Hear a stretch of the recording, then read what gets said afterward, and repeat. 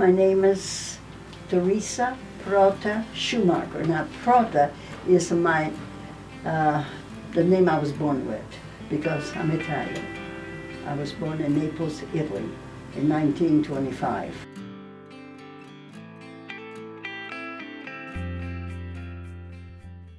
Like I say, I was born and raised in Italy during World War II, and believe it or not, at the age of 14, I was a dress designer. Now, I was the oldest of five, I was 15, yeah, and with 5 girls in a family. And in Europe, you did not buy clothes already made. Everything had to be handmade. So my father figured he had a friend that was a dress designer. He was a male. He used to love, the sport football. He loved football, so he met this dress designer. He became friend while they was watching football games, okay, at the sport. And he says, I have a daughter that she's pretty good in learning. And I went to work for this man. And at the age of 15, I was an accomplished dress designer and dressmaker. So that was my first job, and I was making 5 times more money than my father. But then the war cut things short, And I'll never forget my grandmother because on my father's side, she said, can you see this dress, a beautiful suit and everything? Can you believe it? My granddaughter, only 14 years old, she made this for me. See, in those days, that was quite an accomplishment in those days, to be a dress designer and a dressmaker. So that was my first profession.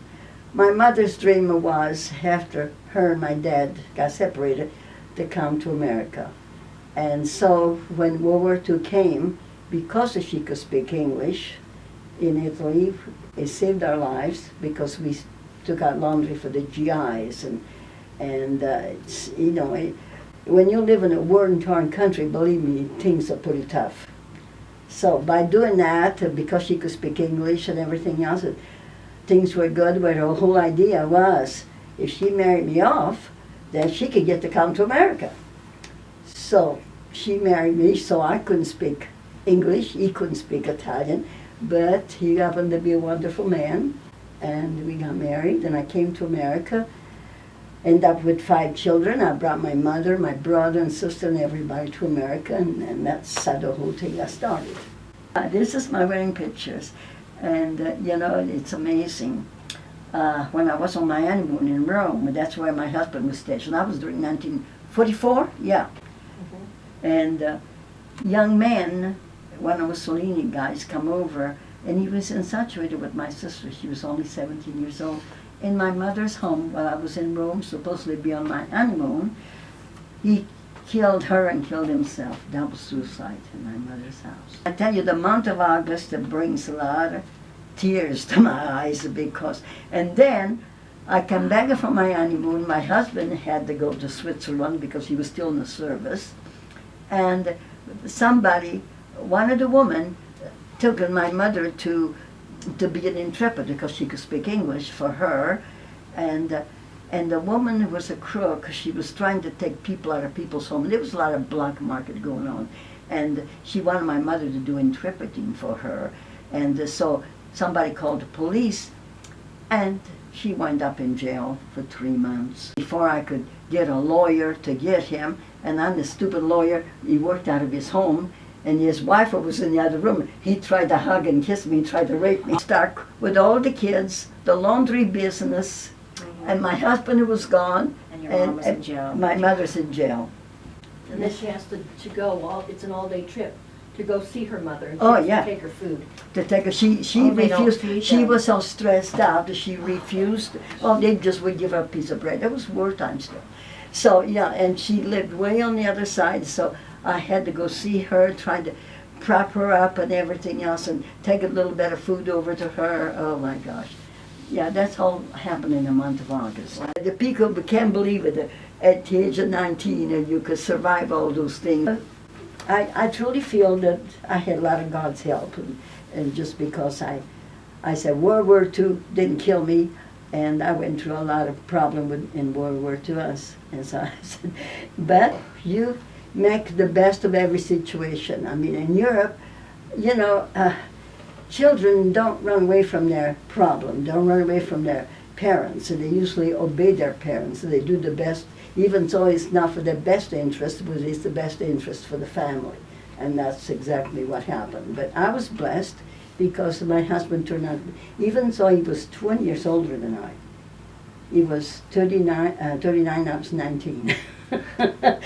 And look at this, he didn't speak Italian, I didn't speak English. But we made it. We had 5 beautiful children, and we built 2 beautiful homes, and they turned out to be really wonderful.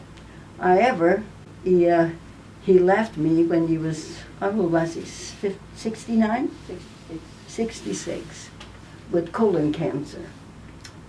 And I tell you, I was involved into nutrition at the time, but I didn't know everything. And that started me a journey. Even though I was educated in Italy, I only had a 5th grade education because that's all the government gives you. If after that you have to pay dearly to get any more education. But even with my very limited education and being, you know, from a foreign country and everything else, and I decided there had to be something that would stop the problem for people getting colon cancer. I decided, since I started learning a little bit about herbs, I dedicated my life, and I says to dedicate myself more, because I know there must be a lot more people that are suffering like I am. And the more I lived in America, the more I learned about children dying with colon problem and their parasites and everything else. So I started doing a lot of research and a lot of studying. I start working with people, helping people, saving people's lives. Where the doctor said, well, maybe they had 6 months to live. But I used to be very serious. Don't waste your money, don't waste my time. At first I was not charging anybody, but you know another thing, if you don't charge people, they don't think you're worth anything. So more I start charging people, more I see result with people. You know, and then I wouldn't take anybody unless they commit to me for 3 months. And but a beautiful idea is to see people flourish, get well, when they thought maybe they only had a few months to live. And the way I developed the fiber blend, it was a husband was taking this lady who was going to put her in a mental institution. And she was all signed up to go in there.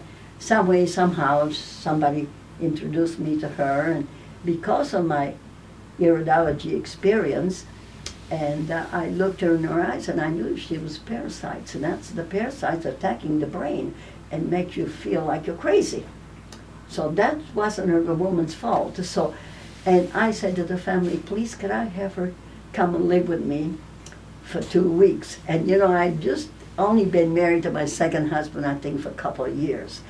And he's Jewish from San Francisco.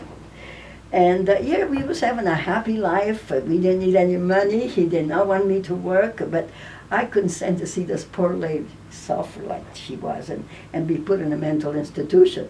So I took her in. We had a 2-story house, and it had a bedroom downstairs, and my office was downstairs. So I told the family I wanted to keep her for 2 weeks and do some experimental things on her. So they, you know, they didn't know. They said, are you sure? She may kill you. She's, you know, she's ready to go to a mental institution. She's crazy. And she acted crazy, believe me. But I knew what the problem was. So, and I was with her practically 24 hours a day. And because I had the knowledge of the herbs, I know which herbs I need to use to work on the brain, which is hard to get those herbs out there to pull out the parasites. And I tell you, it was the thing that, this happened to be 30 years ago or more, I experienced her pulling parasites from the ears, from the nose, and of course from the bowels. She was so full of it. And so that is what happened over 30 years ago, and that's the blessing that I had to put that formula together. And then pretty soon I started having more people, and then pretty soon they got me traveling all over the world. I've been to New Zealand, Australia, Canada, teaching and lecturing and everything. Now this is a period of 30 years. So anyway, but that's a product that's on the market that's saving a lot of people, a lot of children. Well, I feel I've truly been blessed. But, you know, I'm a very strong believer in God, and God guide you if you ask. Be humble, and just think that you don't expect everybody to do everything for you. Because a lot of times kids are very demanding. They want things too fast. They don't realize that the most exciting things to accomplish your own things. Because then it makes, even if it's a very little accomplishment, but it makes you feel so good because you did it. I think the reason that I accomplished quite a few things is because I was a little bit drawn back because I knew I had to work hard to accomplish some of those things because of my language barrier. I couldn't speak English very well. I couldn't read very well. So, you know, I think people can succeed in anything if they truly are sincere and they apply themselves. Everything can be accomplished.